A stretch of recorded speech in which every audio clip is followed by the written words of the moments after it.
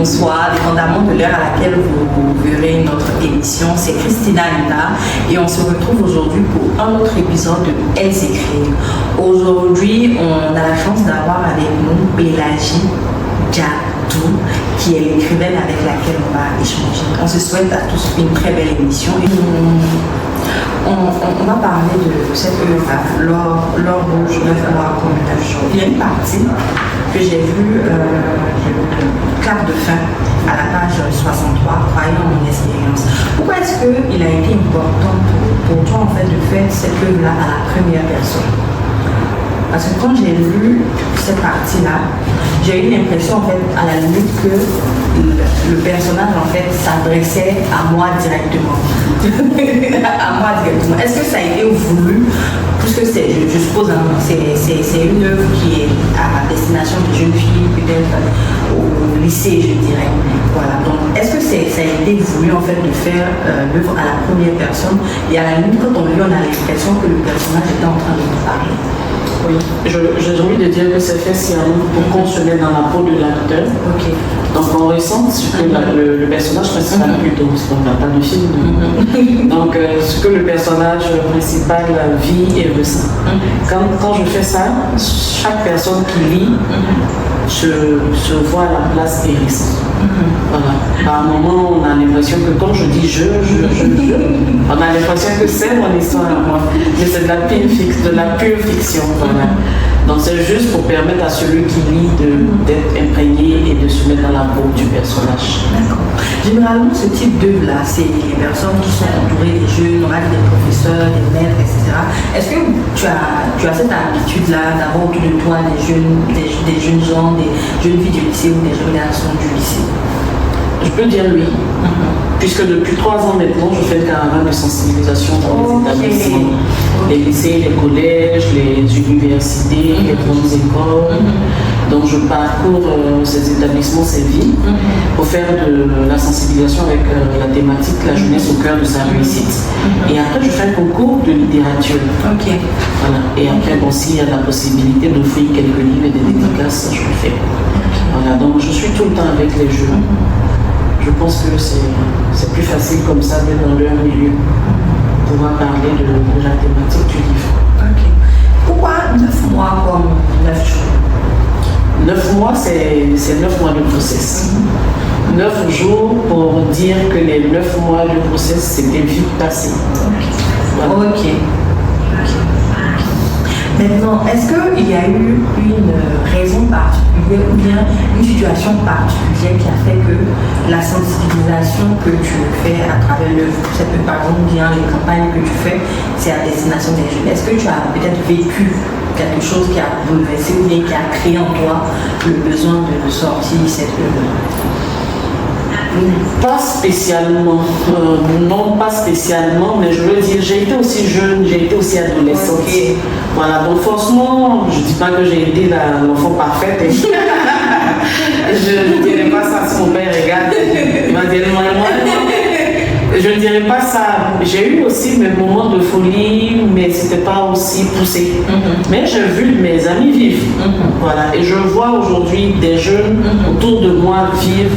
Et par moments, je me dis, ah, mais les années passent, mais les habitudes ne changent pas. Voilà. C'est-à-dire ce qu'on a fait avant, on a pris de l'âge, on voit d'autres personnes faire, qui vont prendre de l'âge, leurs enfants vont faire. Donc pourquoi ne pas peut-être taper du poing sur la table, écrire là-dessus pour dire attention, il ne faut pas que les choses se répètent. Voilà, il y a des choses qu'il faut passer en héritage, mais ce n'est pas toutes les attitudes qu'il faut passer en héritage. C'est vrai. On va faire maintenant un focus sur cette femme en peine qui est un recueil de nouvelles. L'histoire vraie. L'histoire vraie? Oui. C'est la base. Est-ce que ce sont des histoires qui te sont parvenues, c'est-à-dire peut-être des gens qui ont écrit, qui ont partagé leur histoire, mais c'est des histoires que tu as vécues directement ou vues directement? C'est mon histoire, puisqu'il y a 7 histoires vraies. Donc, mon histoire est la 7e. Et les 6 autres sont des histoires de personnes que je connais ou que je ne connais pas, mais qui ont accepté de partager avec moi leur expérience pour que j'en fasse un livre. Donc, c'est un livre qui parle des violences basées sur le genre féminin. Les VBG. Et ça aussi, est-ce que tu utilises des campagnes pour de la sensibilisation autour? Oui, mais la cible elle est différente, c'est les femmes.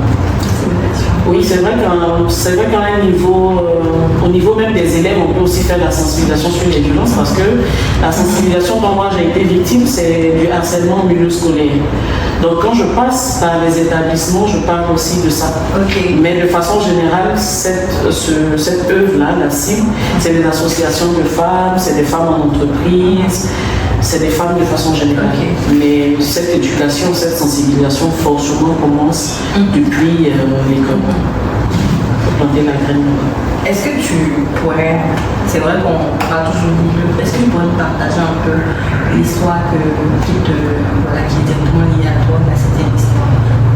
Oui, je passais mes examens de fin d'année, en année de licence. Et le professeur m'a récupéré mon numéro de téléphone. Okay. Il m'a passé ensuite un coup de fil. Okay. Il a voulu que je couche avec lui, faute de quoi j'aurais échoué dans mes matières. Et bon, je n'ai pas voulu. Donc je suis allée le dénoncer auprès des responsables de l'université. Sauf que le chef de département était l'oncle du professeur. Donc on va dire que je pense que j'ai fait un mauvais choix, mais bon. Donc ils se sont fâchés, tous deux, ils ont fait un collectif de personnes frustrées et ils ont décidé de me créer tous les problèmes. Et, comme ça, toutes les années, quand je composais dans leur matière, à eux, j'avais 0. Et donc, j'ai fait 6 années comme ça, avoir 0 dans leur matière. Au point où je n'ai pas pu terminer la licence, parce que c'était en licence. Et donc, je suis sortie de l'université sans diplôme. Mais comme il y a toujours un Dieu pour les pauvres, comme on dit, voilà, je n'ai pas eu besoin de ce diplôme-là. Et j'ai intégré plusieurs entreprises. J'ai travaillé dans des entreprises à des postes assez intéressants avec des salaires super intéressants d'ailleurs, sans diplôme, jusqu'à ce que je décide d'être autonome et à mon propre compte. Voilà. Donc je m'appuie sur cette histoire-là pour essayer de sensibiliser aussi. Ouais. En fait, je suis désolée, mais ça me choque en fait que pour un refus, à la limite, on empêche la personne d'avoir ce pourquoi elle est venue à l'université. Oui, c'est dommage. Et merci en tout cas d'en parler, je ne dirais pas aisément, mais aussi de le partager, parce que généralement, les jeunes filles, elles vont soit accepter, parce qu'elles vont se dire que c'est la seule issue en fait à faire, ou abandonner, ou vous avez continué, vous avez même dénoncé dans les livres. Et je prends un peu pourquoi cette sensibilisation et je me dis que c'est important que c'est pas toi qui le fasses, parce que toi tu as vu, tu as vécu et tu sais, tu sauras mettre en fait les mots sur ce que ces jeunes filles là ou ces jeunes garçons même vont ressentir. Et souvent généralement on a peur, surtout dans le milieu académique, on va avoir peur. Et déjà que toi, l'oncle était le chef du département. Donc. Je pense que écrire soulage, mais pour cette histoire particulièrement, je n'ai pas commencé à en parler par l'écriture. Okay. J'ai fait une vidéo de sensibilisation qui a été, comment on appelle ça, en tout cas qui était sur internet, qui a été vraiment beaucoup vue. Oui. Beaucoup même, ça m'a créé pratiquement des problèmes. Après, j'ai fait presque toutes les chaînes de télé, Côte d'Ivoire, pour en parler. Donc ça me soulageait déjà d'en parler et je pense que le livre est venu longtemps après. Mais je reconnais qu'écrire soulage. Et aujourd'hui, quand tu pars à ces campagnes de sensibilisation, quand tu les organises, est-ce que tu t'es rendu compte qu'il y a de plus en plus de gens qui se dénient par rapport à ces violences qu'elles subissent ou qu'ils subissent? Oui, beaucoup. Beaucoup après se rapprochent de toi et qu'ils le disent. Beaucoup disent qu'ils ont cédé parce qu'ils ont peur des lendemains. Beaucoup te disent qu'ils étaient encore dans le doute, que ce que tu viens de partager comme expérience les fortifie. Et puis il y en a aussi qui viennent expliquer parce qu'ils ont trouvé quelqu'un qui a vécu aussi ce qu'ils ont vécu. Voilà, je suis même tombée sur des bourreaux de mon même bourreau, enfin sur des victimes de mon même bourreau. Voilà. Donc il faut dire que ça, c'est important. C'est important d'avoir la force et le courage de partager son expérience. Et c'est important de se baser sur son vécu pour sensibiliser. Parce qu'on peut dire à quelqu'un, ne fais pas ci, parce que ça va entraîner ça. Mais quand tu es passé par là et que tu donnes le conseil, on sait que tu sais de quoi tu parles. Voilà. Donc ça aide. Est-ce que tu es venu avec un objet spécial? Malheureusement non. Mais est-ce que tu as un objet spécial? Malheureusement non. Un objet spécial, c'est quoi? Spirituel? Non, pas. Mais, bon, oui, ça va être spirituel. Mais en fait, c'est peut-être quelque chose qui te relie directement à ton écriture. Rien. Est-ce que tu as je vais dire, tout un processus quand tu dois écrire ou bien quand ça vient, ça vient? Rien du tout. Rien du tout. Je peux être en train d'échanger avec un ami, un proche, on parle des sujets. C'est un peu, je pense que ça fonctionne un peu comme les artistes chanteurs. Ok. Un sujet, et puis ça te dit, ah ça c'est pas mal pour écrire là-dessus. Ou bien tu peux être en train de regarder un film, et puis ça te donne une idée. Mais bon, j'aime écrire tard. Voilà, donc peut-être, je sais pas, mais sinon, rien. J'ai réfléchi à la question. Non mais c'est intéressant, en fait on est tous spéciaux, donc chacun a ce truc là, on est pour écrire. Et tu me parlais des campagnes de sensibilisation que tu fais et tu parlais d'un concours. Comment le concours s'appelle? Caravane d'or, une jeunesse en danger. C'est quoi, c'est un concours d'écriture, de poésie? Donc j'offre déjà, l'école choisit 4 ou 5 élèves. Ok. Élèves ou étudiants, ça dépend. On donne les livres, on leur met les livres à disposition. Le jour J, ils doivent faire le résumé. Écrit. On les met de côté, ils ont peut-être 5 minutes ou 10 minutes pour faire le résumé. On récupère, ils viennent devant le public lire leur résumé, ça fait 1. De 2, ils font un passage de lecture, donc que je choisis le jour J. Et la 3e, parce qu'en plus de l'amener à la lecture, il faut pouvoir les aider à pouvoir s'exprimer. Donc je fais un concours aussi d'expression orale sur la même thématique, la jeunesse au cœur de sa réussite. Donc on leur donne 5 minutes pour pouvoir s'adresser à leurs amis sur la thématique. Et ça, j'avoue que c'est la plus intéressante.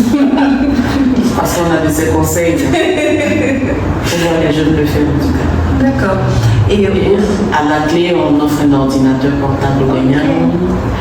Et je suis aussi accompagnée par une structure qui fait des cotons hygiéniques. D'accord. Donc je profite aussi pour distribuer des cotons hygiéniques à ces différents établissements. D'accord. De ta vie d'écrivaine, quels sont les plus beaux et le plus beau souvenir que tu as actuellement? Parce qu'après, on peut en avoir de plus beau. Le plus beau souvenir que j'ai, c'est le jour où mon livre est sorti, le BAT est sorti, que je l'ai eu entre les mains. J'ai jamais, j'ai pas eu la chance d'avoir un enfant, mais quand j'ai eu ce livre entre les mains, c'était celui-là. Je sais pas, ça se passe comment. J'étais mais comme aux anges, au paradis. C'était un peu comme si enfin j'avais un sens à ma vie, comme s'il y avait un nouveau départ. Je sais pas, on ne peut pas décrire, mais c'est jouissif. Je pense que de toute ma vie d'écrivaine, c'était le plus beau jour. Ce jour, voilà, j'étais contente. Après, il y a eu la dédicace, mais bon, c'est pas pareil que la première fois qu'on l'a entre les mains. Quand on échangeait, tu avais dit tu étais une élève studieuse, mais peut-être sage, mais tu as dit que non, il ne faudrait pas que ton père voit, sinon il allait te dire que non, c'est faux, elle n'a jamais été sage. Est-ce qu'il a pu voir ton œuvre ou pas forcément mais peut-être même le manuscrit? Est-ce qu'il a lu le manuscrit? Il n'a pas lu. Malheureusement, mon père a eu des problèmes de cécité. Mais il sait que j'ai sorti l'œuvre et je pense pour ma dédicace, il avait même fait enregistrer une vidéo pour partager sa fierté de ce que je suis devenue.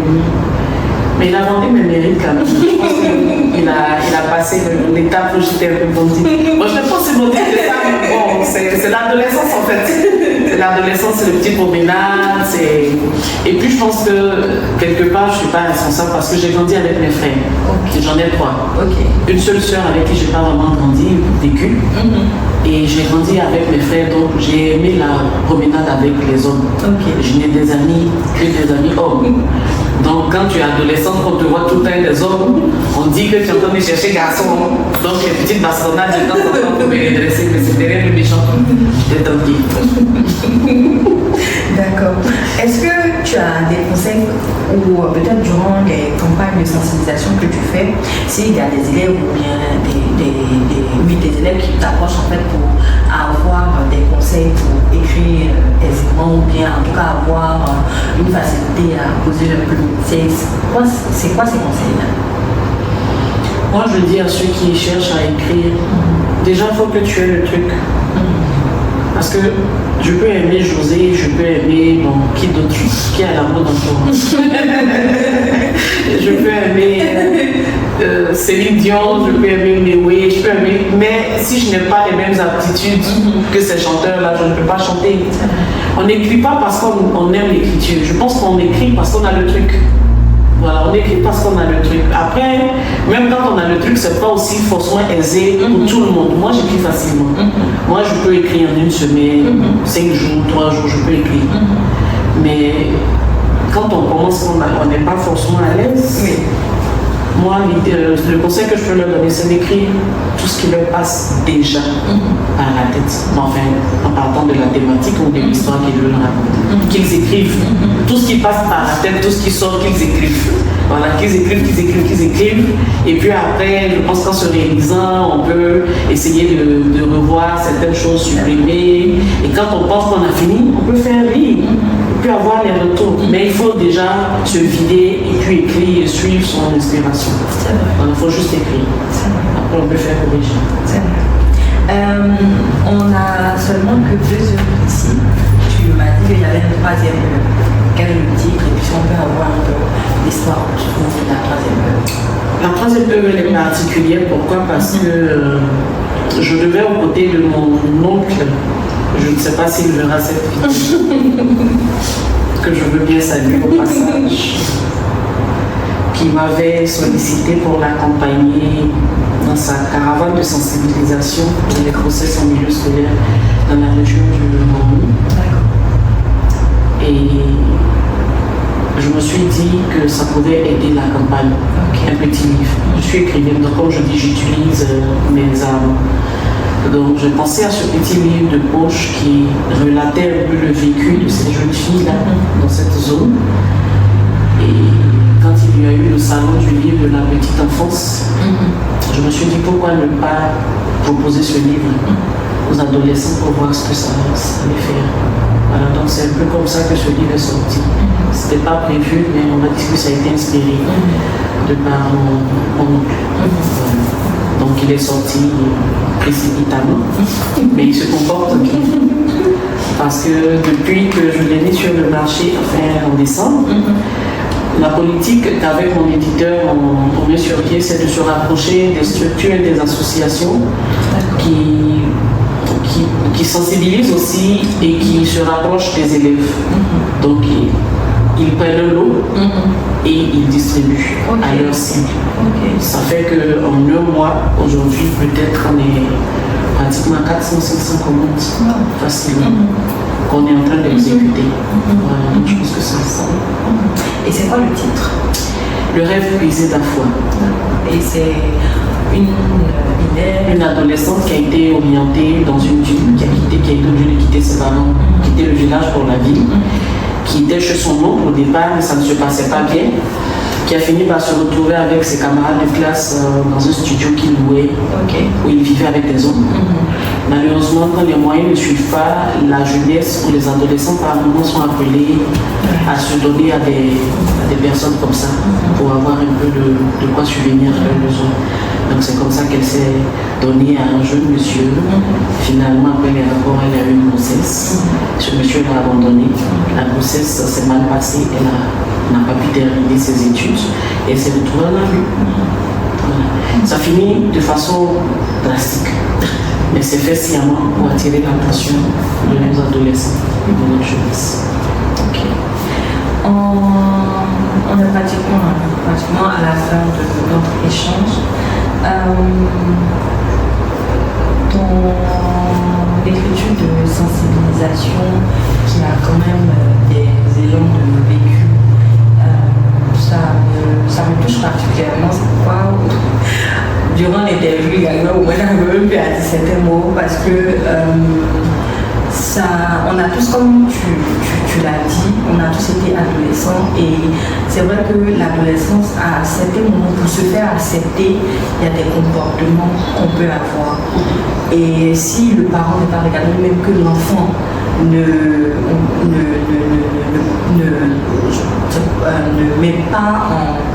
met pas en pratique les valeurs que ses parents lui ont partagées, tout de suite on peut se retrouver avec assez de problèmes. Et c'est une période très sensible qui est l'adolescence. Le besoin de se faire accepter, d'être comme ses camarades, etc. font que très rapidement on peut se trouver avec des problèmes. Et malheureusement, les filles, on peut se trouver avec prendre des grossesses qui peuvent se terminer très mal, comme dans l'œuvre que tu viens de partager. Et je t'aidais à saluer, en tout cas, et